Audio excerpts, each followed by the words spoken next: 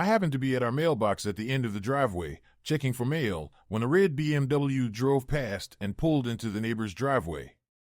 As it approached their garage, the door opened to let the BMW in before closing again.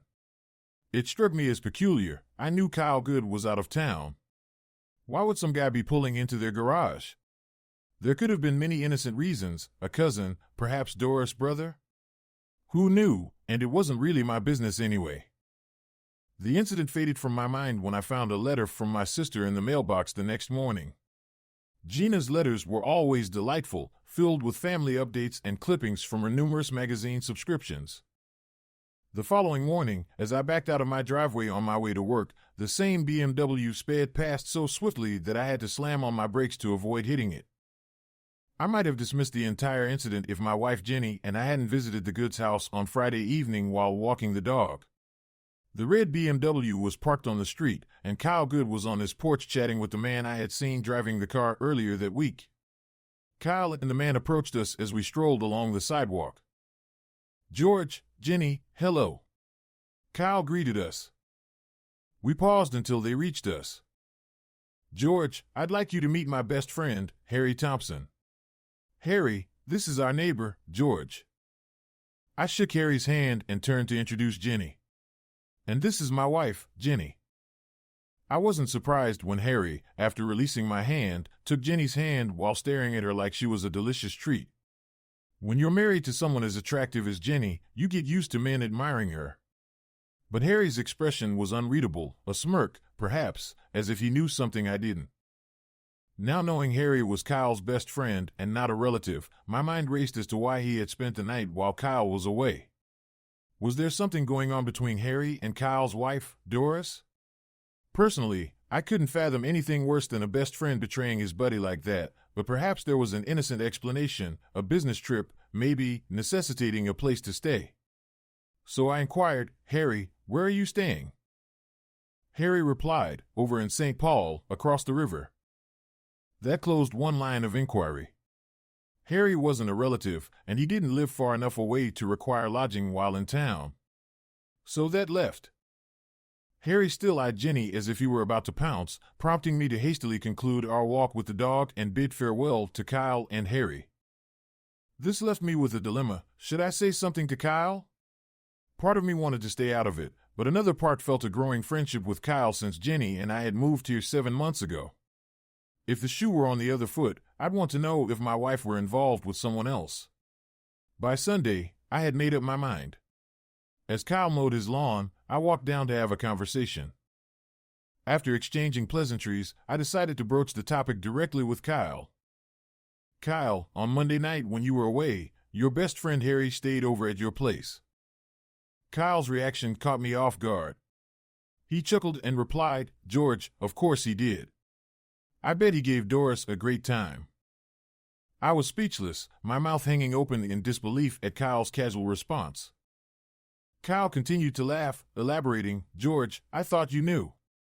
Doris and I have an open relationship." It took a moment for his words to sink in. "So, you're saying you both see other people?" "More than that," Kyle explained with amusement, "we swing. Haven't you noticed the cars here every other month? It's our turn to host, and we have 6 or more couples, plus lucky singles like Harry joining us. We swap partners. We have sex with each other's spouses." I struggled to find a coherent response to Kyle's revelation when he inevitably asked, "Would you and Jenny be interested? We're always looking for new participants. Doris and I would be thrilled to bring you into the group." That question snapped me out of my stupor. "No, Kyle. We're not interested in anything like that." As I turned to leave, I heard Kyle call after me, "What a shame." What struck me was that this wasn't the first time the topic of swinging had come up recently. A few months ago, Jenny and I had been in a postcoital haze when she brought it up. We had just finished making love, and Jenny asked me, "George, what are your fantasies?" Still basking in the afterglow, I thought for a moment as my heart rate and breathing returned to normal.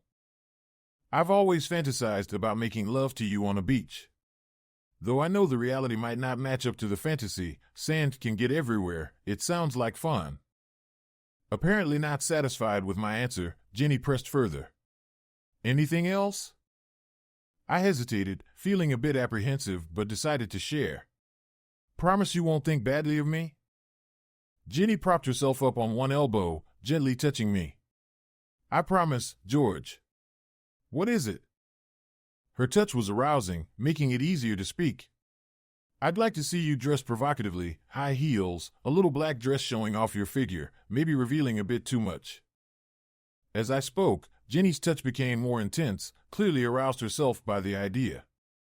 I want you to sit at the bar on a high stool, your long legs showing in that little black dress. Then I'd walk into the bar, pretend not to know you.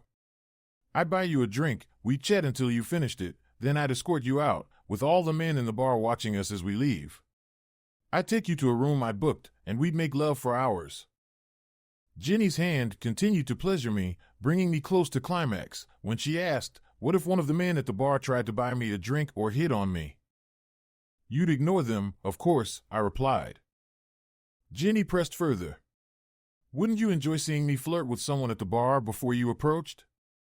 Wouldn't that excite you? Absolutely not. My fantasy might involve you dressing provocatively in public, but it's not that extreme. What about swinging? Have you ever thought about swinging with another couple or more? Jenny's question had the opposite effect. I had been on the brink of climax from her touch, but now my arousal was waning. Jenny, I have no interest in being intimate with any other woman, and I definitely don't want to see another man with you. Why? Is that a fantasy of yours? Jenny wisely gave the right answer, seeing my diminishing arousal. No, George. I was just curious. Many couples have that fantasy. I wondered if it was one of yours. Jenny ended the conversation by taking me into her mouth.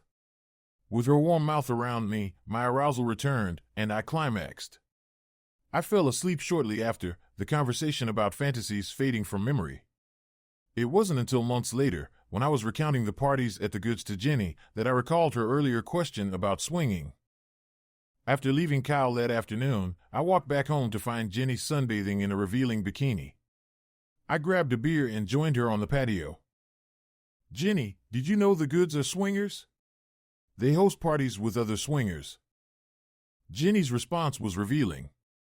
Normally, she would raise her sunglasses so her eyes were visible when talking to someone, a habit she'd picked up from her father's insistence on proper eye contact. However, this time she turned to me without adjusting her sunglasses, which made me suspicious. Why, no, George. Where did you get that idea? Jenny responded, clearly surprised.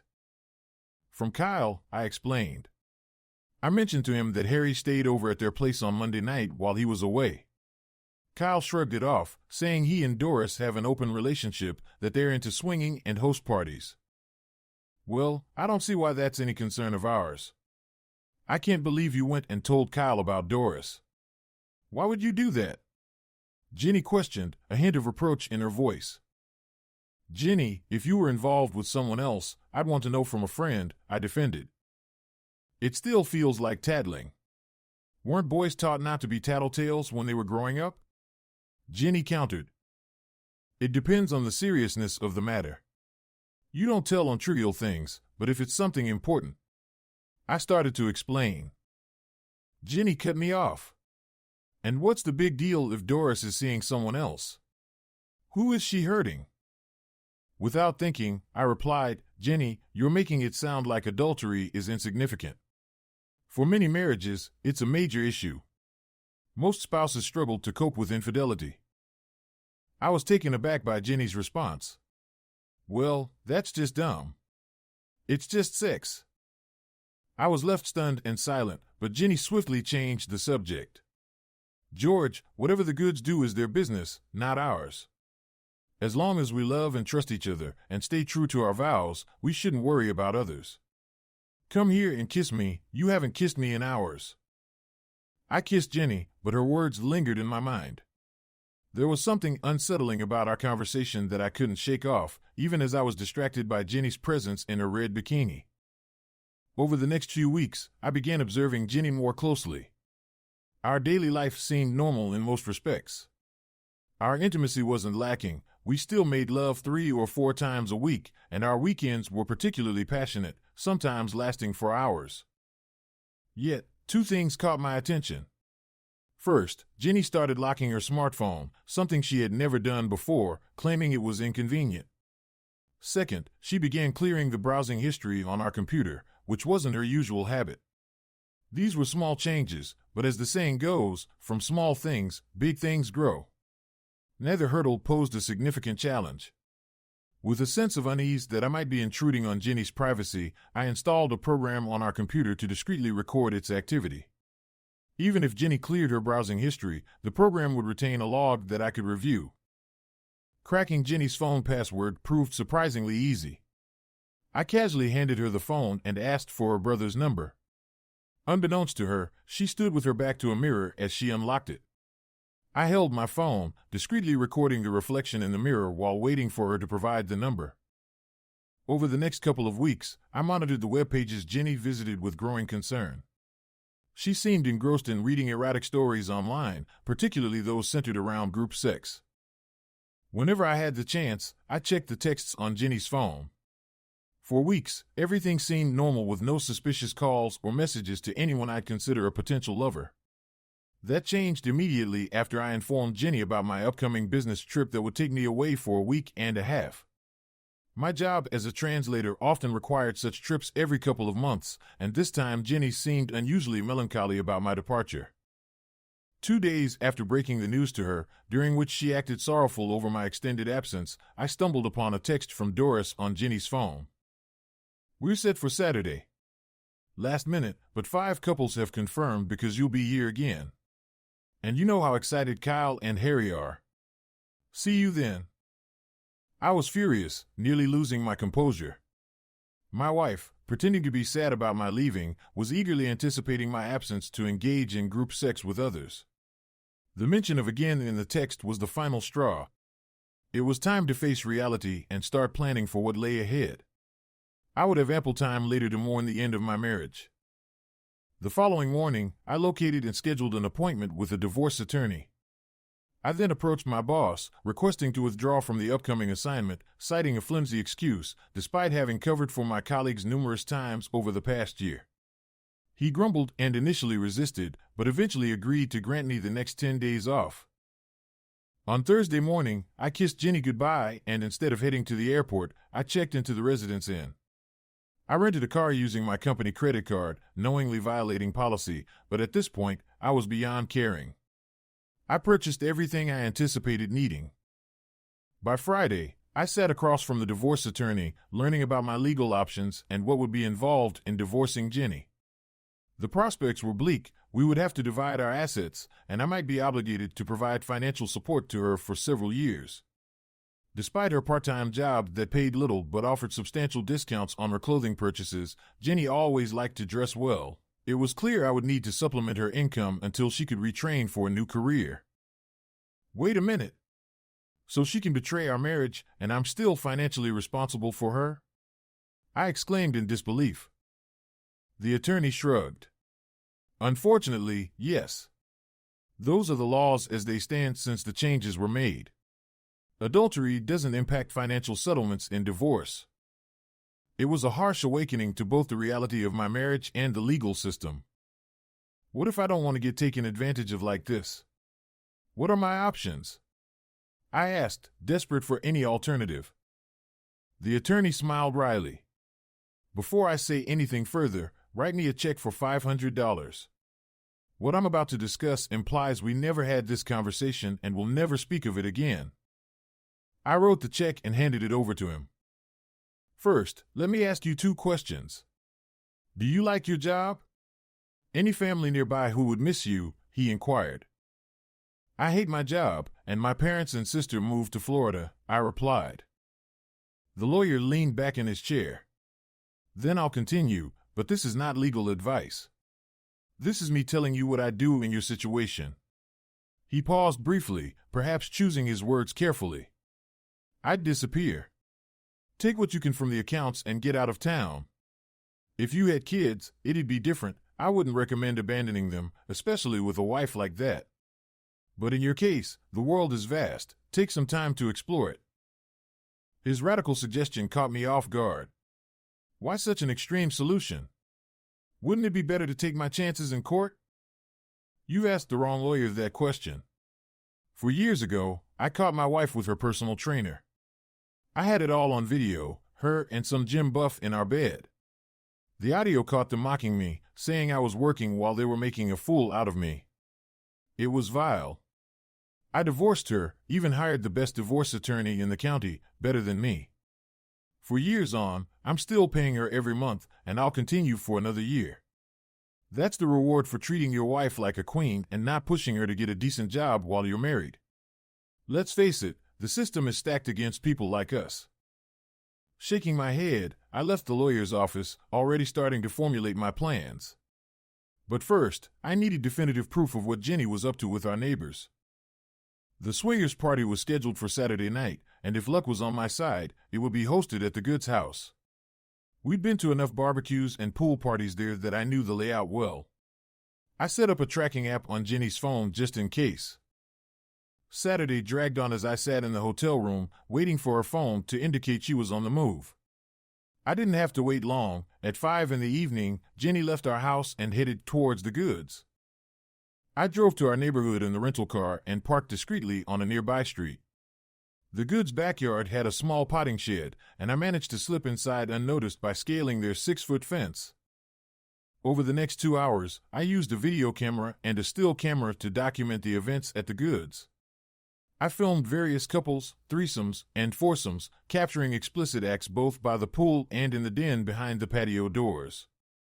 The digital camera with its telephoto lens allowed me to zoom in on details. The participants' faces were clear, leaving no doubt about their identities. The photos bore witness to some of the most disturbing scenes imaginable. The hardest part was witnessing and recording Jenny's involvement. She was the center of attention, clearly the star of the show. While other women at the party might have had decent bodies, Jenny's was the most attractive, drawing the attention of nearly every man there, often in various combinations. True heartbreak is impossible to comprehend until you witness the person you love, the one you planned a future with, engaging in intimate acts with others. I captured Jenny on video by the Goods pool, performing oral sex on Kyle Good while Harry Thompson had intercourse with her from behind. They switched positions after a few minutes, then again minutes later. The threesome concluded, and Jenny returned indoors. Although the patio doors were closed, I could still see through into the illuminated room where Jenny sat on a man's lap, clearly giving him a naked lap dance. Moments later, another man threw her onto the couch and began having sex with her. Then, another man approached and inserted himself into her mouth, engaging in oral sex.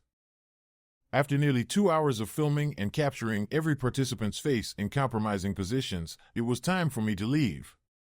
As I sat in the car, struggling to compose myself, I felt an overwhelming urge to cry, to lash out at Jenny and her partners, but I restrained myself. Instead, I drove back to my hotel room, stopping to buy a bottle of Jack Daniels. I sat there, contemplating my next steps. I didn't drown my sorrows in alcohol. Instead, I stayed awake well past midnight, reflecting on my life and the options presented by my attorney. The more I thought about it, the clearer it became that, aside from my shattered marriage to a woman I had loved until recently, my life was unsatisfactory. I despised my job, my boss, and the harsh Midwest winters with their relentless mosquitoes carrying dangerous diseases like West Nile. I resented the large house Jenny insisted on before having children, with its demanding upkeep. Deciding to leave Jenny was now a certainty. While some men might tolerate their wives' infidelities or even find it arousing, I knew it wasn't for me. Sleep was elusive that night. I stared at the ceiling of the hotel room for what felt like hours, grappling with how everything had gone wrong.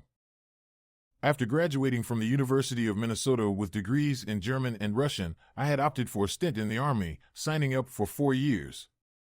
The Army offered me meaningful work as a translator right after basic training, unlike other options that might have involved menial tasks. I met Jenny during my final year stationed at the Pentagon. She was a waitress at a bar where my friends and I frequented. Initially drawn to her beauty, warm smile, and attractive physique, we dated for 7 months before I proposed. Jenny accepted, and soon after my discharge, we married and settled in Minneapolis. Jenny's job prospects were limited. Despite her other qualities, intelligence wasn't her strong suit. I couldn't envision her working in another bar, especially with the attention she drew from men. She eventually found part-time work selling dresses, which supplemented my income as I pursued our shared dream of buying a house, even during the lingering aftermath of the housing crash. Our decision to move to Minneapolis took an unexpected turn within 2 years.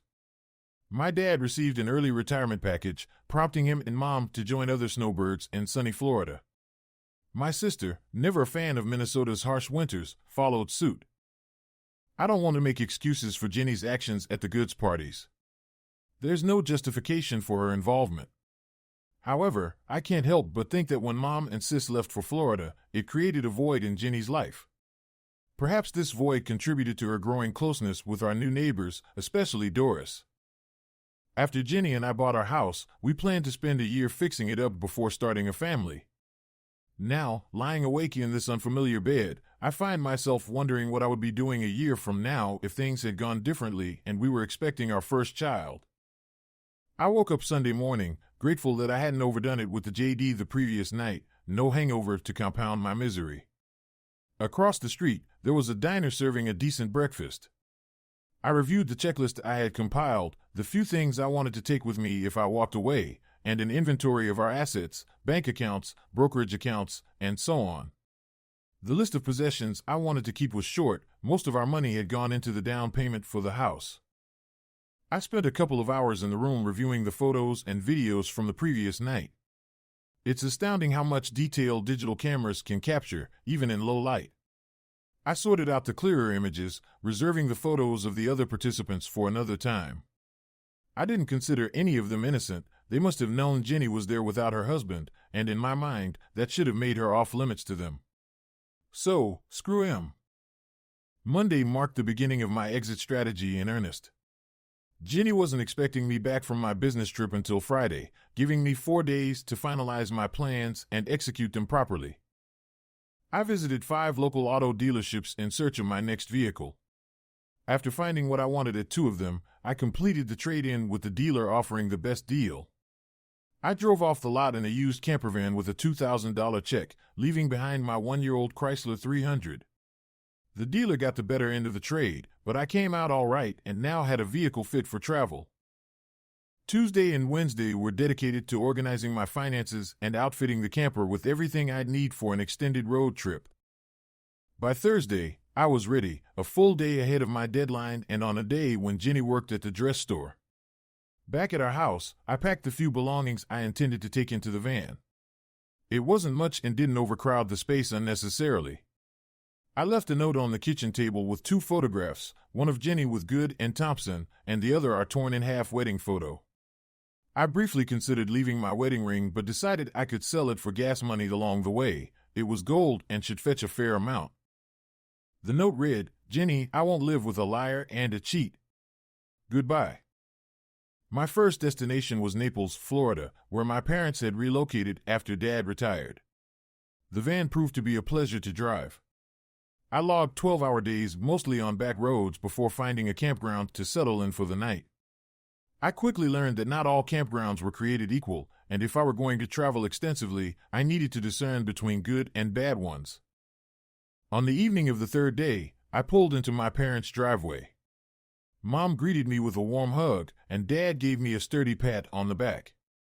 They knew I was coming to visit but weren't aware of the details. This conversation was going to be difficult. They both liked Jenny and were eagerly anticipating the news that they'd soon be grandparents. "What brings you here, George? Is everything okay?" Mom asked as we made our way inside. I didn't want to talk about it out there on the porch. "Has Jenny tried to reach me?" I replied, feeling the weight of the situation. Mom's expression turned solemn. "No, George, she hasn't called." "Why? What's going on?" "I left Jenny. Caught her cheating on me," I confessed, bracing myself for their reaction. Mom was visibly shocked. "Jenny? I can't believe it." "Believe me, Mom, I wish it wasn't true. She got involved with our neighbors, a group that swaps spouses, I explained, trying to convey the gravity of the situation without showing them the damning evidence. Dad, who had been silent until then, finally spoke up. Why would she do that? I don't know, Dad. Once I found out, I decided to leave. I haven't spoken to Jenny since, I said, trying to keep my composure. Are you thinking of getting a divorce? Dad inquired, concern evident in his voice. That's the thing, Dad. I consulted a lawyer and found out how bad it would be for me if we went to court. I'd be paying alimony while she's free to continue with whatever she's doing. So, I took the easy way out. Quit my job, bought this van, and I'm going to travel for a while, I admitted, feeling a mix of relief and resignation.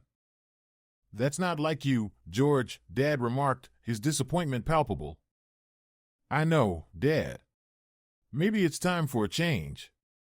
I finished college early, served in the Army, got a job right after, got married, and spent the last 5 years trying to build a future with Jenny, I recounted, the weight of the past half-decade heavy on my shoulders. Mom interjected with concern. Can't you forgive Jenny? Maybe if she apologizes and promises to change. I hugged Mom gently, appreciating her optimism and unwavering support. No, Mom. You didn't see what I saw. Her with other men. You didn't hear her lies, pretending to miss me before arranging to meet up with our neighbors and their friends. The betrayal of trust, it's too much. As I spoke those words, I felt a sense of finality settle in, a decision made, and a path forward slowly emerging from the wreckage of what had been my life. Around 7 o'clock, my sister, Gina, arrived at our parents' house. It was a comforting sight to see her again. Despite being 5 years younger, we had always been close until I left for college. Maintaining our bond became more challenging when I joined the Army, but tonight I realized how much I missed her and how she had grown. We strolled along the beach after sunset, the sky ablaze with vibrant red hues. With Mom and Dad elsewhere, we could speak freely. Jenny called me last night, Gina began. She said you left without a word, just a note. Did she mention what was in the note or why I left? I asked, curious about Jenny's version of events. No, she just asked me to tell you to call her if I heard from you. So, spill it, big brother. What's going on? Jenny got involved with our neighbor's swinging club while I was supposed to be away on business. She set up a party behind my back. I caught her on video with 5 different guys. Gina seemed taken aback by my revelation. Damn. Did you hire a PI or something? No, I canceled my trip when I saw a text on her phone hinting at it. I stayed in a nearby hotel and filmed the whole thing myself. They weren't exactly discreet. Once I had the evidence, I quit my job, bought a van, and left Minneapolis. Now, I'm hitting the road for a while. Starting in the States, and if funds allow, maybe Europe. What about Jenny? Are you going to divorce her? Gina inquired, concern etched on her face. As I told Mom and Dad, divorce would screw me over financially.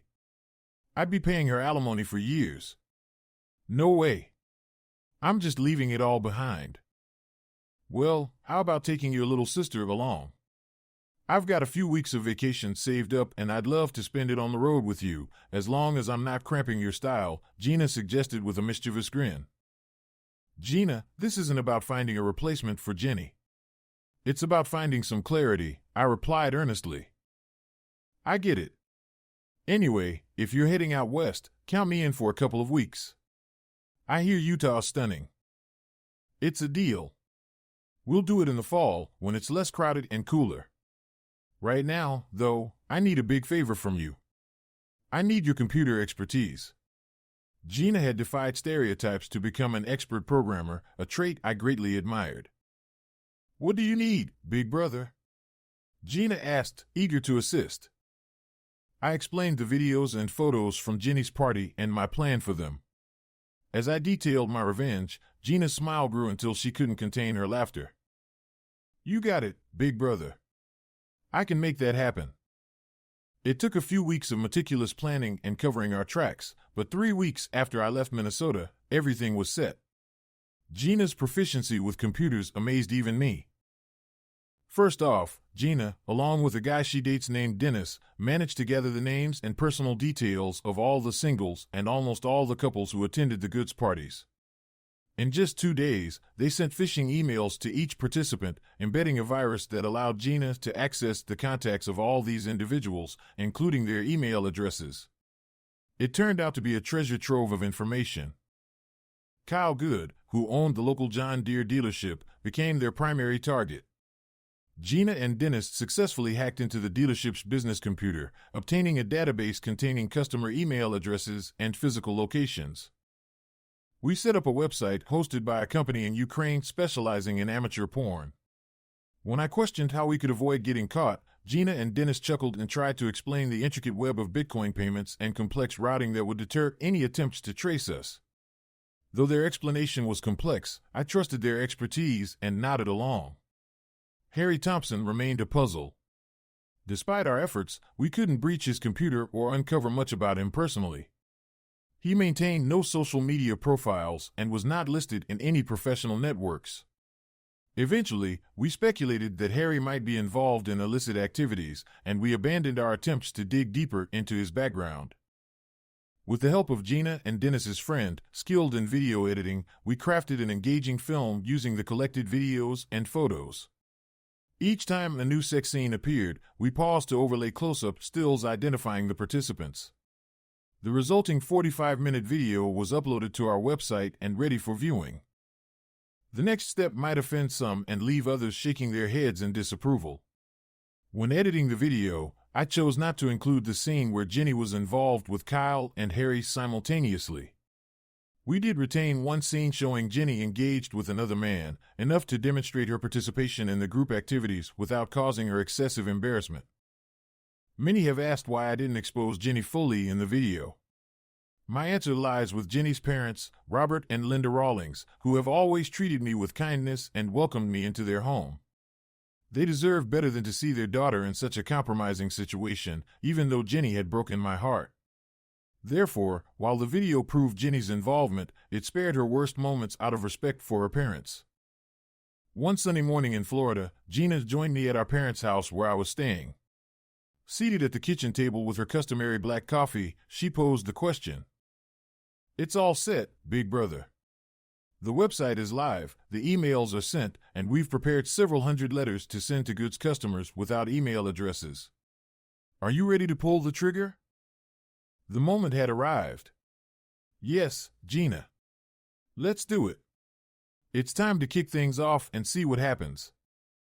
Gina took out her phone and nodded to Dennis. "Dennis, send the emails." She glanced up at me with a reassuring smile. "A friend of ours is flying to Vegas today. He'll drop the letters at the post office upon arrival, so there's no trace back to us. I think we've covered our tracks as best as possible." "Thank you, Gina. Thank you for everything. I'm leaving tomorrow to start my journey." Gina handed me a credit card. Dennis had another idea. He suggested I apply for a credit card in my name for you to use when you can't pay with cash, like at state and national campgrounds. It's in my name, but you can make reservations under it without any issue. It has a $5,000 limit. Pay me back whenever it's convenient. I hugged Gina, overwhelmed by her generosity. "Thank you. Please thank Dennis too. Don't forget our plan to travel together soon." "I remember. It's too hot and crowded at the Utah National Parks now. Let's aim for late September and explore some of those parks."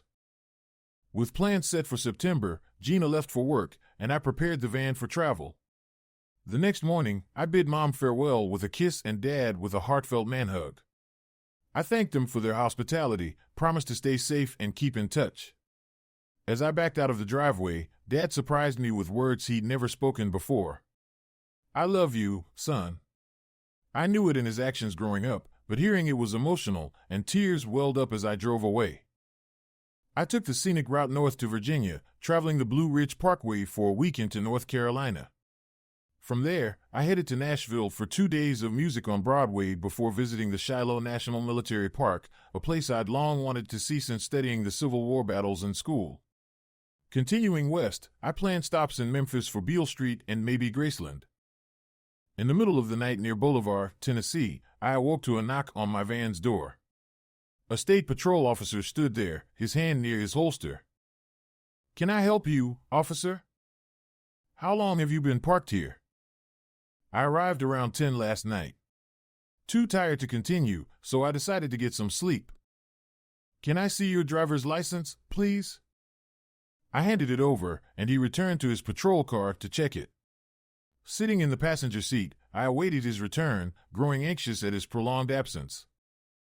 "Mr. Baker, did you know there's an outstanding warrant for your arrest?" "No, I didn't." "Any idea what it's for?" "It's a misdemeanor warrant out of Minnesota." "Any reason someone might be looking for you there?" I explained the situation briefly. "I'm guessing my wife obtained a maintenance order I haven't complied with." The officer grinned. "Well, technically, I should take you in, but right now I've got a speeder I need to catch. Suspect might be drunk, so that's priority over your warrant. You can stay put and wait for me, or since we're only 30 minutes from the state border, head south on Route 18 and get out of my jurisdiction. You catch my drift?" Not seeing any speeding car myself, I figured he was cutting me some slack, maybe understanding a heartache of his own. I nodded. "Yes, officer." "You're not going to make this come back on me, right?" "Officer, you can ask anyone, even my soon-to-be ex-wife. I'd sooner cut off my left hand than betray someone who helped me out." "But you're right-handed, aren't you?" "All right then, I'd cut off my right arm before I'd betray you." "Better get moving south sooner than later." With that, he headed west, and I drove south into Mississippi. Missing out on Beale Street, the allure of New Orleans and its Bourbon Street beckoned, so I continued south. 3 days of drinking and soaking in jazz, Zydeco, and Creole music put a dent in my wallet. I pawned my gold wedding band, bought a tank of gas, 2 bottles of Dixie beer, and a hearty bowl of etouffee before heading west out of town. I needed to steer clear of big cities and their corresponding expenses before my funds dried up. Though I still had a few thousand, I was burning through it too quickly. Talking to fellow travelers on the road, I picked up tips on minimizing costs with my new lifestyle. One couple suggested I head to Big Bend National Park. They made it sound like a paradise. With nowhere specific to be and no one waiting for me, I decided to head there. I found myself at the Starlight Theatre Steakhouse in Terlingua, just outside the park boundary, listening in on a group of Australians at a nearby table exchanging banter. Perhaps I was paying too much attention to their conversation, trying to decipher their accents, when the largest of them, a 6'6", 250-pound mountain of a man, stood up and approached me. "It's not polite to eavesdrop on conversations, mate." Feeling cheeky, my response could easily have earned me a punch in the nose. "I wouldn't call it eavesdropping when I can't understand half of what you're saying with that funny accent of yours." The mountain man was taken aback. "Well, aren't you a cheeky Yank? What makes you think it's our accent that's funny and not your own?" "Well, you're in a Texas bar, so your accent's the odd one here. If we were in a Brisbane bar, it'd be mine. And since you're a guest in my country, let me buy you a beer." My refusal to be intimidated and offer of a beer smoothed over any hostility. Mountain Man extended his hand. "Name's John. The beer's a Foster's. Join us at our table." "I'm George, and I accept." It had been months since I had spent any real time socializing since leaving Florida. Despite only understanding half of what was said, unless someone kindly translated for me, I had the best time I'd had in months. These people knew how to drink and have a good time. The ladies even drank me under the table.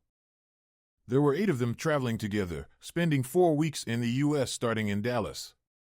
They ended up inviting me to join their camping caravan.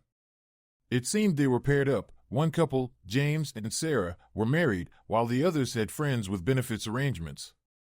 Despite being the odd man out, I decided this was too good an opportunity to pass up and spent the next 2 weeks with them. After leaving Texas, our caravan headed to Roswell, New Mexico. The Aussies were eager to see where all the UFO hysteria began. It was a bit of a letdown, but at least we could all say we'd been there and cross it off our bucket lists. White Sands Monument was interesting. The men wanted to continue west to Tombstone. They were all big fans of the Kurt Russell/Val Kilmer movie, but the ladies outvoted them. It's just going to be another tourist trap, so instead, we headed north into Colorado.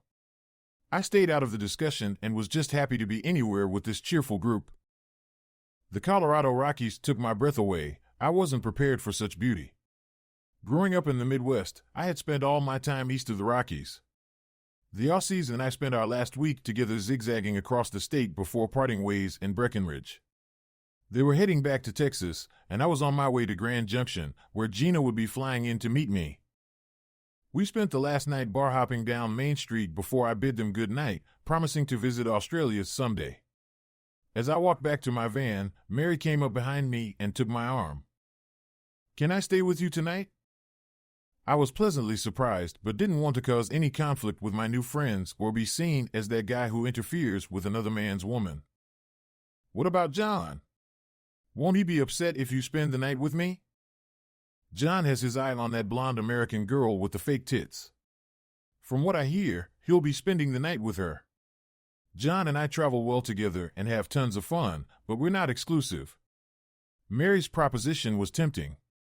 I've never had a one-night stand before. I guess I'm old-fashioned and like to be committed to a relationship when I sleep with someone. "Does that mean you won't sleep with me?" I looked at Mary, made up my mind to end the long dry spell. "Hell no. Come with me." I put my arm around Mary's waist and led her into the van. We drove back to the RV campground while Mary boosted my ego, telling me she had been hoping for this opportunity since we met. "And the other girls are going to be so jealous. We all think you're cute and special." Within minutes of parking the van in the spot, we were naked and exploring each other's bodies. It had been months since I had been intimate, so I took my time reacquainting myself with the female anatomy, and Mary seemed to appreciate my efforts. By the time I entered her, Mary was eager and asking me to put it in now, "You teasing fuck." It was incredibly satisfying, both physically and emotionally, to be intimate with Mary, feeling her legs wrapped around my waist. I managed to delay my own climax until I sensed Mary reaching hers, though it took a few pauses to regain control. Her orgasmic response tightened around me, pushing me over the edge.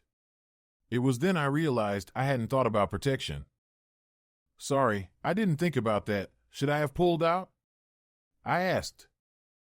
Mary smiled and caressed my cheek reassuringly. "No need to worry.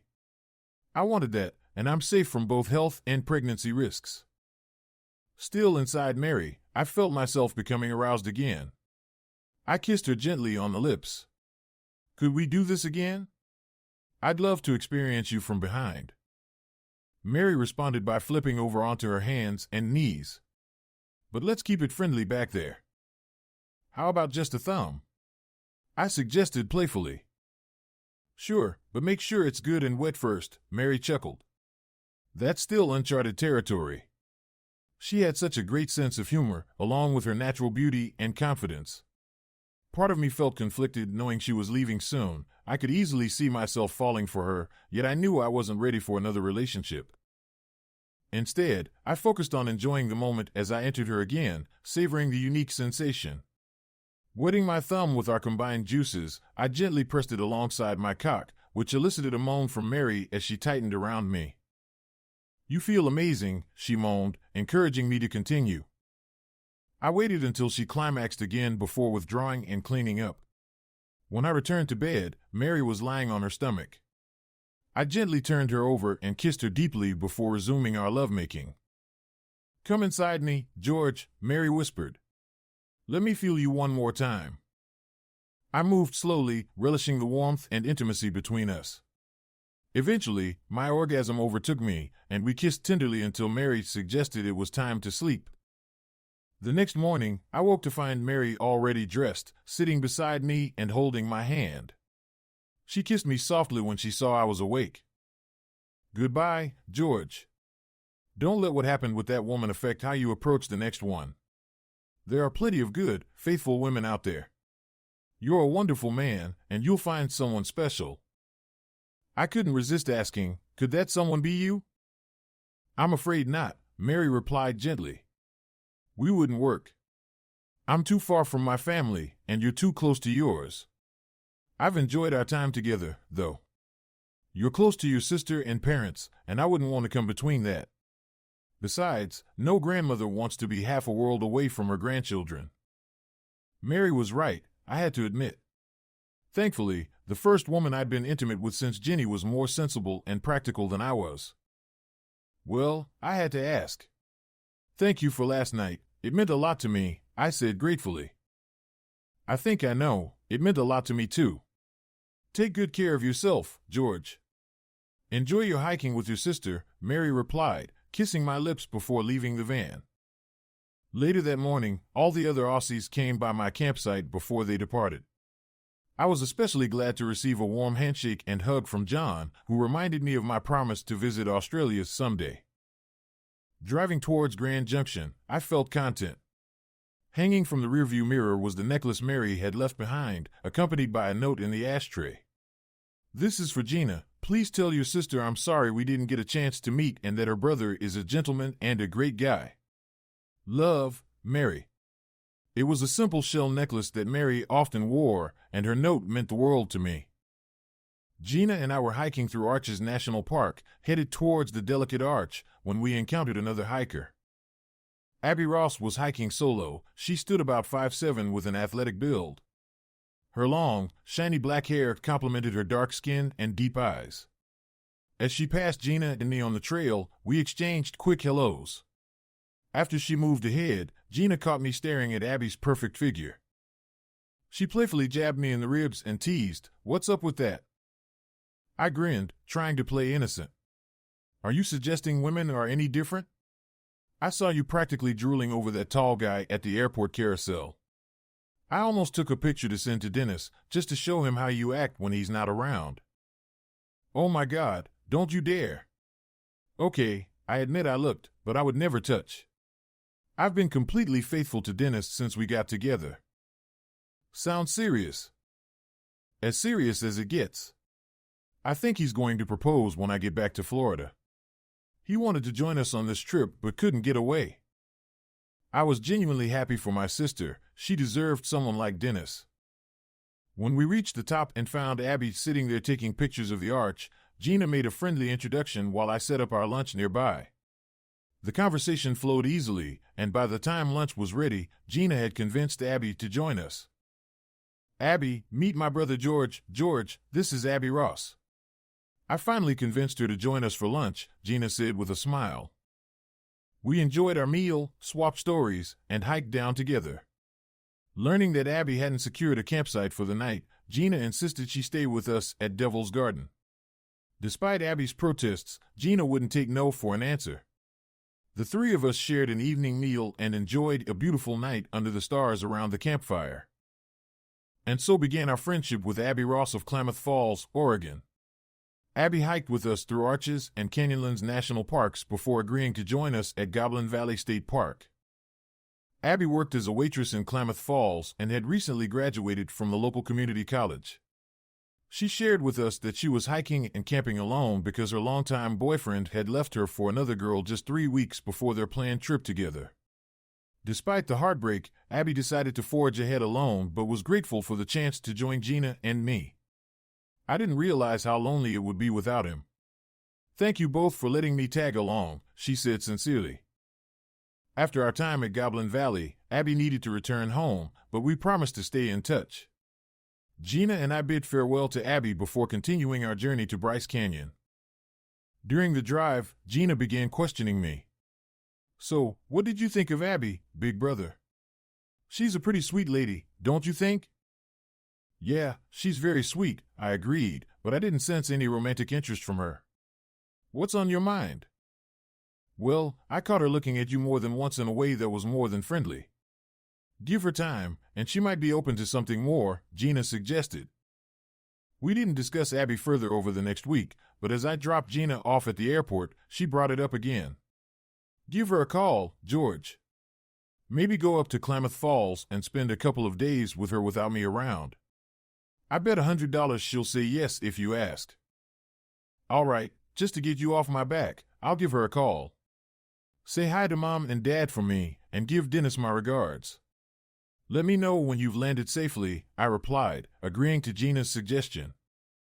Returning to my van, I unfolded the map. It was a 1,000-mile journey if I took the scenic route, much of it along US 50 through Nevada, famously known as the loneliest highway in America. An apt choice for contemplation after weeks spent with the Aussies and then Gina. I took my time, embracing the solitude that allowed me to reflect. By the time I reached Reno, I had made up my mind and called Abby. She sounded genuinely pleased to hear from me and readily agreed to my suggestion of visiting. Abby had to work for the next 2 days, but had 3 days off afterward, so I planned my arrival accordingly. Abby and I spent those 3 days exploring the southwest corner of Oregon, from Crater Lake to Ashland, where we enjoyed Shakespeare's comedy, As You Like It, performed in a replica of the Globe Theater. It was a delightful experience. Though our interactions remained platonic, we held hands, but nothing more intimate developed. It was clear Abby wasn't ready for that kind of relationship, but I cherished our time together. When I dropped her off on Thursday, I promised to return to Klamath Falls after my next stop, Glacier National Park. With winter approaching, particularly at higher altitudes, I knew I needed to head there soon. While at Glacier, I received a response to a job inquiry I had sent out earlier. A former commanding officer offered me a contracting position providing translation services at the Paris Embassy. It was an exciting opportunity, and I had 3 weeks to prepare for my journey to Paris. Leaving Glacier that afternoon, I spent 2 more days with Abby. She managed to trade shifts with her colleagues, allowing us to spend quality time together. We shared conversations, kissed, and embraced, but our relationship remained at that affectionate level. Comparing women is always a slippery slope. Jenny loved lounging in bed, spending hours on weekends with coffee and magazines. Abby, on the other hand, was up and active early, eager for hiking trails or mountain peaks by 10 o'clock. Another stark contrast was their reading habits. Jenny rarely picked up a book, whereas Abby delved into literature like the brothers Karamazov and Anna Karenina. As I spent more time with Abby, I realized how aligned we were on important matters. Her physical beauty captivated me, though I worried about her ex-boyfriend returning while I was abroad. Despite my love for Abby, I failed to clarify the nature of our relationship before leaving for a year in Paris. We made plans for her to visit me there. After driving straight to Naples, I rested minimally in rest stops, arriving at my parents' home in 4 days. Surprisingly, the charges against me had been dropped, and I was no longer a fugitive. 10 days later, I bid farewell to my family and flew to Paris. In Paris, I met Simone Perrat, a 25-year-old with a bohemian flair. Our physical connection was intense and passionate. Simone's prowess in bed was unmatched, pushing boundaries with each encounter. Outside the bedroom, we debated over Camus, Beauvoir, and Sartre in cafes, often leading to spirited arguments followed by equally intense reconciliations. While I enjoyed the adventurous spirit of our affair, I never considered a deeper emotional connection with Simone due to our differing politics and values. After 4 months of passionate play, Simone left Paris with another couple for Cap d'Agde, leaving me to miss the physical intimacy but not the philosophical debates that often wore thin. It was probably the right time for us to part ways, as I had been delaying Abby's visit for a month. Knowing she was a waitress, I took the initiative to buy her plane tickets for a 2-week stay in mid-May. Unlike the saying, May turned out to be much nicer than April. Picking Abby up at de Gaulle Airport stirred up unexpected emotions within me. As she walked towards me, all my love for her surged. When she dropped her travel bag to hug and kiss me, holding my head in her hands, our affectionate moment seemed straight out of a French film. After settling Abby in my apartment and urging her to nap following her red-eye flight from O'Hare, I headed to work.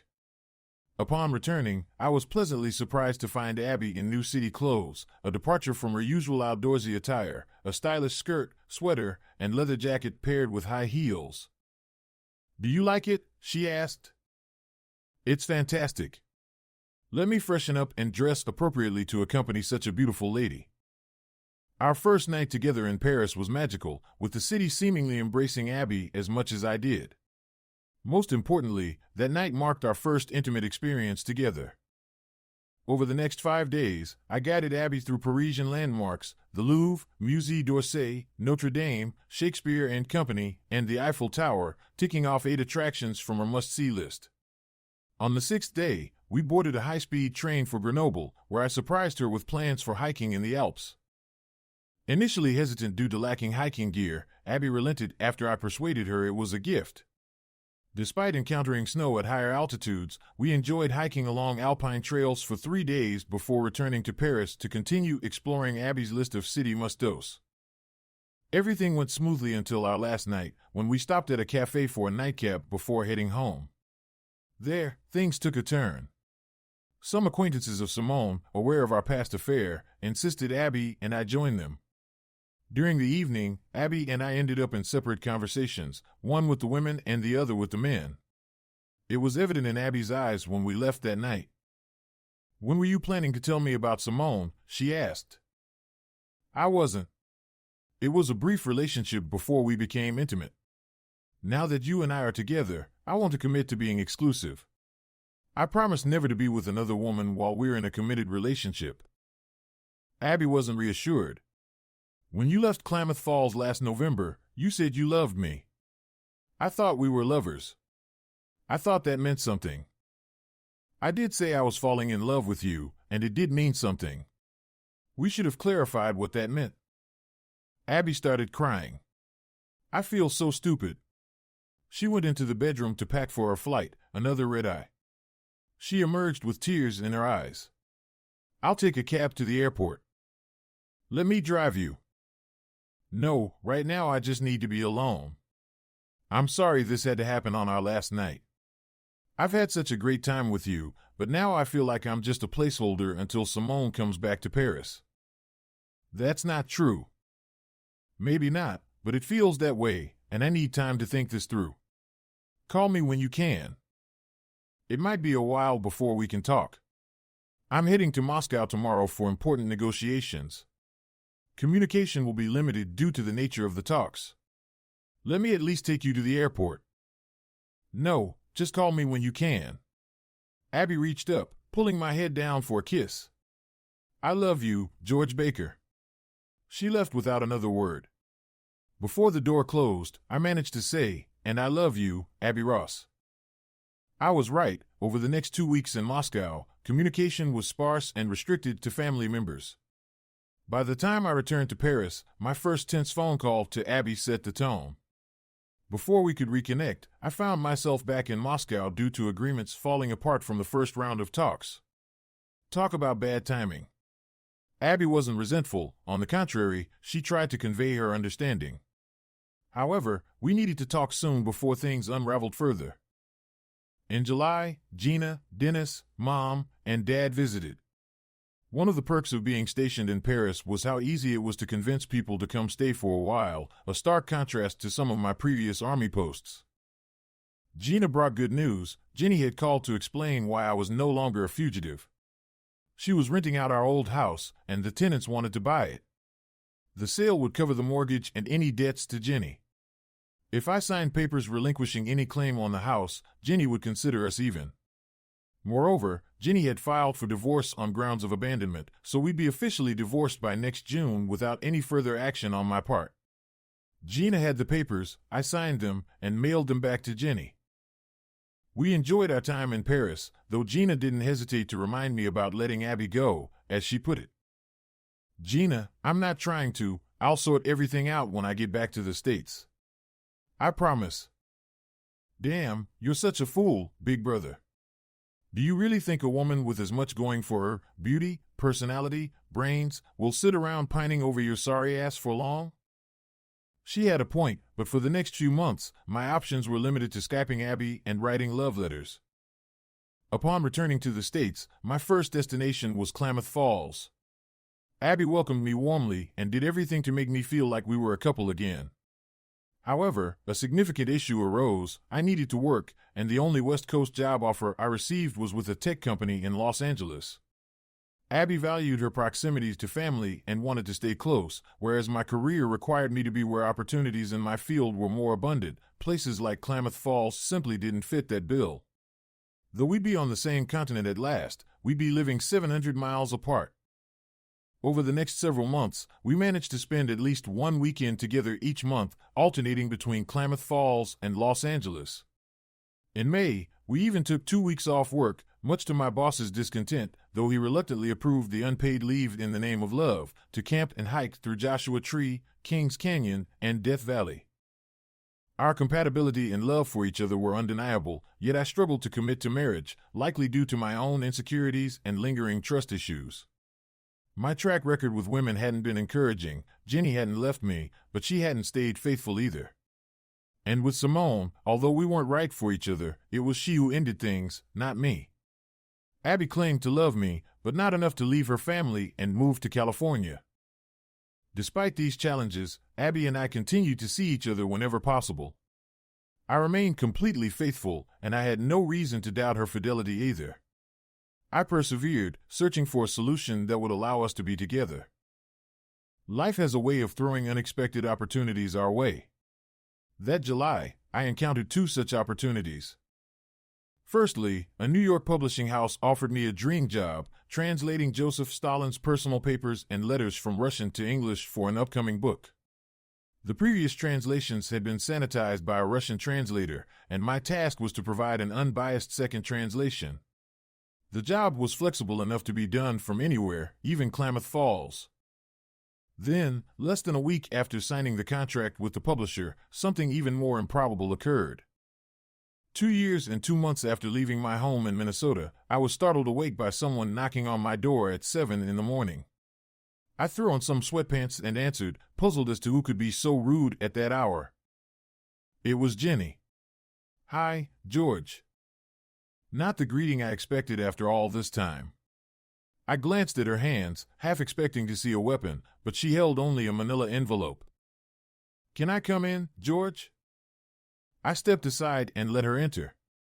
"Should I make coffee?" "That would be nice. I left my hotel this morning without breakfast." Deciding to be civil, time having mellowed the pain, I offered, "I'll scramble some eggs." "I didn't come for breakfast, George. I came to deliver these." Jenny extended the envelope. "Our divorce was finalized 2 months ago. I thought you should know. I cited abandonment as the reason." I quickly glanced through the papers Jenny handed me. "You could have just mailed these. There's nothing here for me to sign." Jenny's composure started to crack, her voice raised in volume. "I wanted to give them to you in person. I didn't want to be like you, a coward. I wanted to look you in the eye and make you understand how much I hated you for leaving me that way, no explanation, just a note. And I wanted a wife who wasn't sleeping around with a bunch of jerks." Jenny collapsed onto the sofa, sobbing. But I couldn't stop myself from continuing. "My heart broke when I saw you with Good and those other idiots." Between sobs, Jenny managed to apologize. "I'm sorry." "Me too. I thought we were in love, ready to start a family. I was ready to have our babies. Then that woman Doris started coming over for coffee. She filled my head with all sorts of garbage. Said once you realized what you were missing, you joined their group. That was never going to happen. When we exchanged vows, I meant every word of forsaking all others. And every time I told you that you were the only one for me, I meant that too." Jenny lowered her head, her eyes fixed on the floor.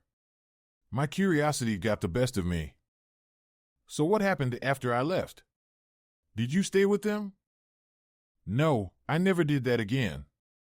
I barely spoke to Doris, maybe 2 or 3 times after I found your note. And those were only when I couldn't avoid her. Plus, your little bomb blew everything up." Jenny noticed my expression at the mention of your little bomb.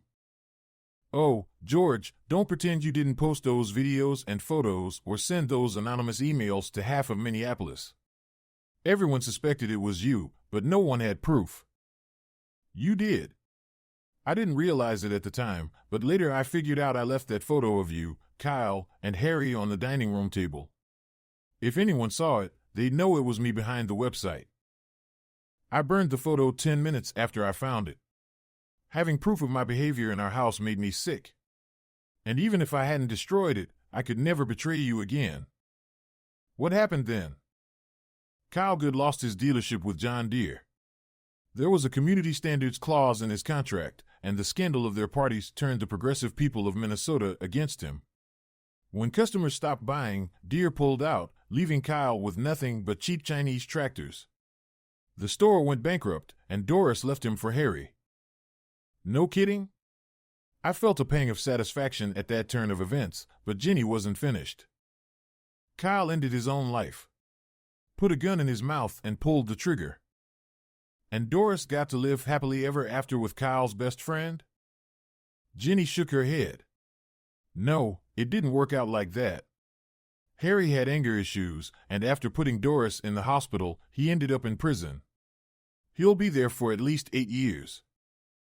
8 years for hitting a woman? What did he do? It wasn't just that. When the police went to his place, they found he was dealing oxy.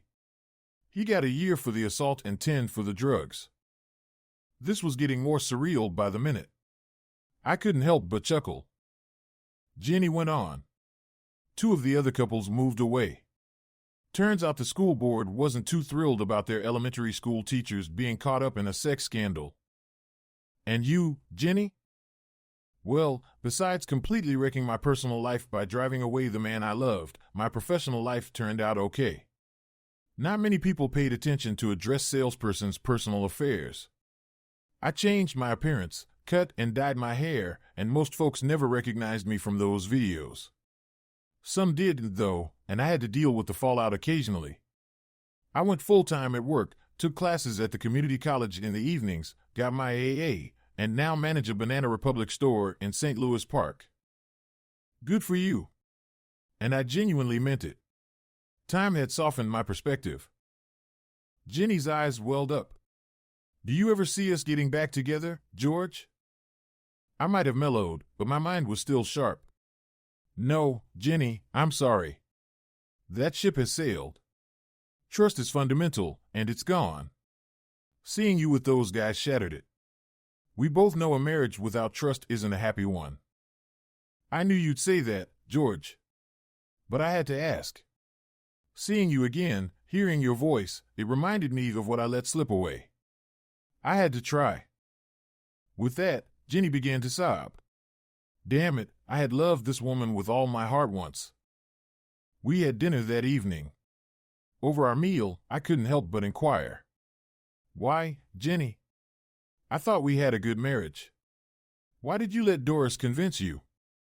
George, I was always the good girl, never one for anything remotely wild. You were only the second man in my life.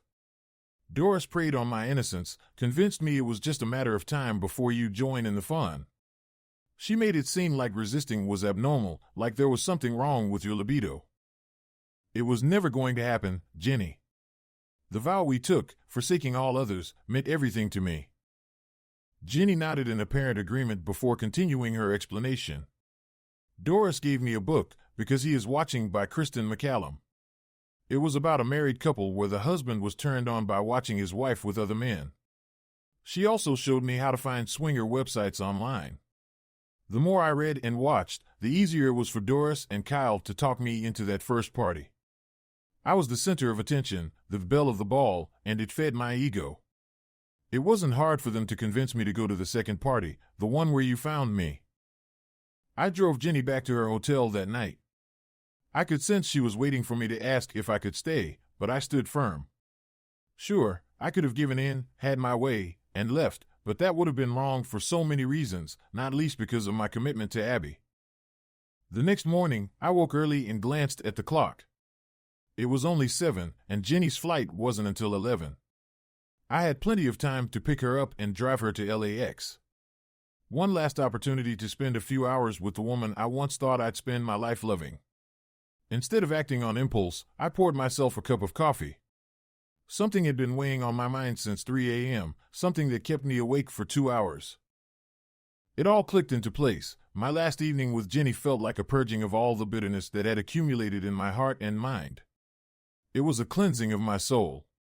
Until that night, I hadn't fully realized how crucial it was to close that chapter of my life with Jenny in order to open a new one with Abby. After showering and packing my car, I locked up the apartment. My goal was to cover the 700 miles and reach Klamath Falls before Abby finished her shift that night. I called Abby, hoping it wasn't too early to reach out to someone on the late shift. She sounded groggy but recognized my number. "Hi, George." "Good morning, Abby. Sorry to wake you, but I was wondering if I could pick you up from work tonight." "Why, where are you?" "I'm just leaving Thousand Oaks. I should be there by 11. Is everything okay?" "Yeah, I just need a couple of days with you. If you can take some time off, maybe we could go for a short hike and talk." "Sure, I'll switch shifts with Janet for tomorrow." "Are you sure you should be driving all day?" "I'll be fine. I'll see you at 11. About 200 miles north of Thousand Oaks, it hit me that I was heading up to propose without a ring. I stopped at Bend Bridge in Sacramento. As I looked at the diamond rings, my eyes wandered to the sapphire display next to them. One ring caught my attention, and I moved over, surprising the saleswoman. "A sapphire?" "Yes, that one. A non-traditional ring for a non-traditional lady. It's perfect. Please put it in a box, no need to wrap it." The saleswoman smiled warmly. "She'll love it. What about sizing?" "Let's hope she says yes, then we'll figure out the sizing." She placed the ring in a beautiful blue box and processed my credit card. "Thank you.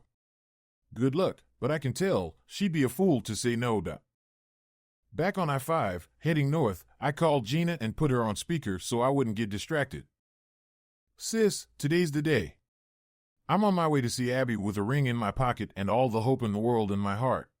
Gina practically shouted over the phone. "Good for you, George. What do you think? Will she say yes?" Gina laughed. "Ask her nicely. She'll be your fiancée by the time you get to Will You." "I wish I had your confidence." "Wish me luck, sis." Gina was almost right. I pulled up to the pub's front door at 11:05, and Abby emerged. I opened the car door, got down on one knee with the box in my hand, but before I could utter a word, she enveloped me in her arms and said yes while showering me with kisses on my lips, cheeks, nose, and forehead. I guess I'm getting married again. The next 2 days were spent with Abby's family, hiking in the mountains, and cherishing our time together. Abby was overjoyed to hear about my new contract. "Seriously, George, I get to marry you and live here?" It dawned on me that Abby had accepted my proposal without raising any questions about where we would live. With my new contract allowing me to work remotely, our living arrangements were no longer a concern. We could raise our children with the support of her parents. It seemed like the perfect scenario. After 2 days, I hit the road again, heading back to Los Angeles to deliver the news to my boss. Upon arriving home, I found a note on my door. "George, I had some time this morning before my flight departed, so I wanted to stop by and apologize once more for betraying your trust. I'm not sure if we'll ever see or speak to each other again, but I want you to know that I understand my actions were immature and selfish. Listening to Kyle and Doris was a mistake that cost us our future together and the family we dreamed of. I will always love and miss you. By the way, I realize you spared me some pain with the videos. I know you must have captured moments with those other men that I will forever be ashamed of. Perhaps you did it to protect my parents, or maybe even me. Whatever your reasons, I am grateful for your mercy. You're a good man. Jenny." That note marked the end of any communication from Jenny. In October, during the beautiful Northwest autumn, Abby and I had a small wedding in Klamath Falls. Mom, Dad, Gina, Dennis, and a couple of my Army friends attended from my side. Abby's side was filled with friends from high school, college, family, and coworkers. We celebrated with an open bar, hors d'oeuvres, live music, and dancing, pure joy from start to finish. Abby and I stayed until the last guest departed. Our honeymoon was a departure from our usual adventures. We spent a week on the beaches of the Virgin Islands. Abby maintained her morning routine of running on the beach and swimming in the ocean, but each morning she made sure to bring me back to bed to reaffirm our wedding vows. Epilogue.